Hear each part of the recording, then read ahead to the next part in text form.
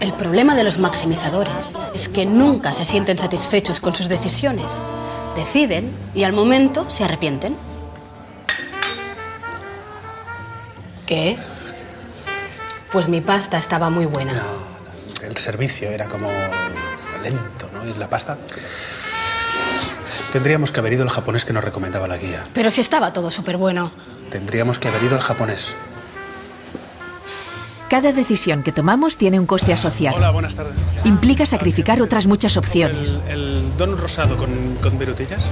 Y esos pequeños sacrificios tienen consecuencias negativas, porque alteran nuestros sentimientos sobre las decisiones que tomamos. Sí. Oh, no, mejor... Deme, por favor, el verde. Por eso a veces aparece el arrepentimiento. Tras decidir, empezamos a tener segundos pensamientos. Blanco sí, Sí, ¿no? me gusta el blanco, a mí el blanco Sí, no... Gracias, ¿eh? Muchas muy amable. Venga, vamos. Toma, bueno. Toma, yo no... El arrepentimiento puede hacernos sentir miserables, pero también tiene funciones importantes. Nos enseña a aprender de nuestros errores. Pues no, que no me levanto. También a veces nuestras acciones tienen consecuencias en los demás, y el arrepentimiento es una forma de demostrar que nos sabe fatal haberles causado dolor y que no lo haremos en el futuro. Pero claro, lamentarse y arrepentirse continuamente, y en especial por cosas sin relevancia, no tiene sentido alguno. Los maximizadores tienden a estar insatisfechos con sus decisiones, por lo que suelen sentirse poco felices tras cualquier elección. Sufren más que ninguno el desgarro que nos supone elegir, sea lo que sea.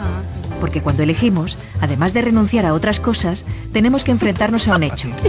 Y es que el yo que elige es diferente al yo que tendrá que asumir esa decisión más adelante. Quizás por eso nos cuesta tanto cerrar las puertas a otras opciones y asimilar la nuestra y creer en ella, porque nunca somos los mismos. Cambiamos a cada instante. ¿Qué? ¿Ya sabes a dónde vamos?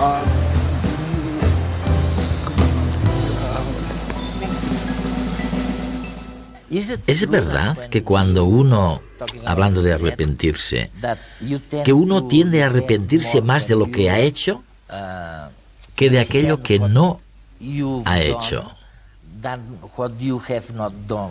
Bueno, esto es complicado.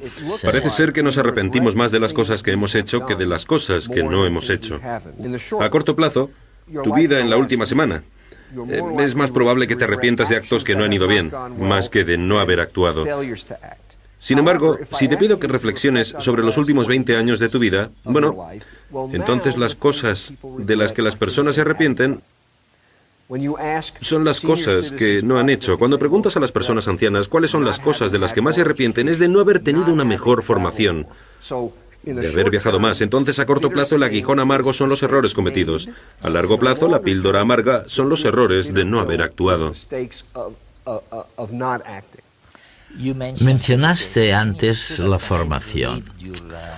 Y es verdad que cuando leo tus artículos o tus libros, es fantástico lo que dices sobre la educación. Estamos enseñando a las personas, a los estudiantes, quizás a ser buenos técnicos o tecnólogos, pero no les estamos diciendo o enseñando cómo ser buenos ciudadanos. Esta es la gran revolución que llega, ¿no? Es un tipo de revolución divertida porque equivale a volver a una época anterior. No es tanto marcar un nuevo rumbo, sino recordar a las personas lo que tenía valor en el pasado. Creo una vez más que en las sociedades desarrolladas hay realmente una especie de nerviosismo y una actitud defensiva respecto a reconocer que algunas maneras de vivir son mejores que otras, que algunos valores son mejores que otros, que uno puede hacer cosas correctas y cosas incorrectas, porque creemos que este es el tipo de decisiones que las personas deberían tomar por sí mismas. De eso trata una sociedad liberal. ¿Quién eres tú para decirme lo que vale la pena hacer en la vida? Y entonces lo que ha ocurrido es que en las universidades, este tipo de dimensión moral de la educación esencialmente se ha atrofiado, ha desaparecido por una falta de valentía por parte de los educadores. Y antiguamente, la gente no solo no dudaba en decir a sus alumnos cómo vivir sus vidas, sino que creían que se trataba de eso. La finalidad de la educación era... Principalmente, ¿no? Era crear ciudadanos, sí, crear personas que tendieran a hacer lo correcto. Pero no iban a atender a hacer lo correcto sacándolo a la fuerza de sus mentes. Había que decirles lo que era lo correcto. Por menos de lo que te cuesta un menú, te compras una camiseta. Por algo más, unos pantalones. Y por una entrada de cine y unas palomitas, te llevas a casa un jersey. Puedes ir a la última por 2 duros. Escoger entre cientos de modelos distintos, de estilos. Fast fashion, moda rápida. Con la revolución industrial, las cosas empezaron a producir en masa, más baratas, y nos lanzamos a consumir de cabeza. Por mucho que pensemos que no somos de esos, lo cierto es que también nos pasa. Medimos nuestra felicidad por las cosas que tenemos. Quizá no nos compremos ropa, pero sí consumimos otros bienes. ¿Que no has ido a París? Pues te has perdido las vacaciones de tu vida. No puedes dejar de ver esa obra. Es la mejor comedia del año. Tienes que ir al concierto de ese grupo, leerte la trilogía de bestsellers de moda. ¿Sabes que en los países industrializados 9 de cada 10 personas tienen una cámara digital y que solo 1/3 pasa las fotos al ordenador? Lo importante es tener. La publicidad y la sociedad nos bombardean cada día con miles de mensajes y es muy difícil permanecer totalmente inmune. Ante tanta oferta, escogemos y consumimos, porque así nos sentimos libres. Consumo, luego existo. Bueno, hablemos entonces de las emociones básicas, como el orgullo, el odio, la ira, la felicidad. Emociones para las cuales tampoco hay ninguna enseñanza en ningún lado sobre cómo manejarlas, ¿no? Una de las cosas que mencionabas antes es que el hecho de ser capaz de controlar tu propia vida, de controlar tu comportamiento, de no depender demasiado de lo que hagan los demás, es una fuente de felicidad. De lo contrario, es una fuente de infelicidad pura.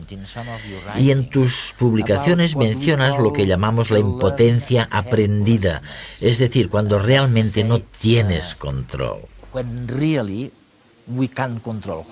¿Qué sucede entonces? ¿Cómo reacciona la gente cuando no puede controlar su propia vida? Si expones a... Bueno, originalmente fue con animales, pero es cierto, en las personas, si las pones a situaciones en las que no pueden controlar cosas significativas que les están ocurriendo, entonces se vuelven impotentes, se dan por vencidas, y luego, posteriormente, incluso cuando pueden controlar, no lo intentan. Esto puede llevar a la depresión clínica. Entonces, se argumenta que un componente de la depresión clínica, el no puedo salir de la cama, no puedo decidir qué ponerme, la depresión, la tristeza... Es este sentimiento de impotencia, de falta de control, y ese es uno de los motivos por los cuales la gente piensa que tener elección es tan importante, porque si las personas tienen elección, entonces tienen control. Sabemos que las personas necesitan tener control, ¿y a qué se debe? Mi propia sospecha es que nacemos así. Hay algunas evidencias de que empezando con bebés de 2 o 3 meses, ser capaces de ejercer control, y en este caso, control sobre sus cuidadores, es una fuente de alegría. Y se ha visto en un juego con bebés en el que cuando mueven sus cuerpos de cierta manera, se enciende una luz y ellos sonríen y ríen y miran a la luz. En otro grupo de bebés se enciende la misma luz, pero ellos no la controlan, simplemente se enciende. Estos pierden interés en un instante.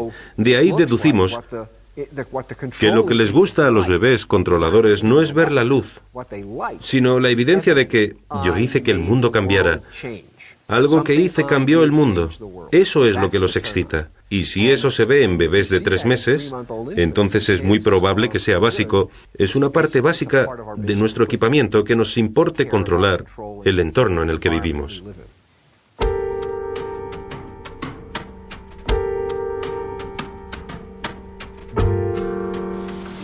Del programa de esta noche sacamos... que hay muchas maneras de hacerse infeliz, lo sabíamos, o casi lo sabíamos. Pero sacamos también otra conclusión, y es que la educación no funciona.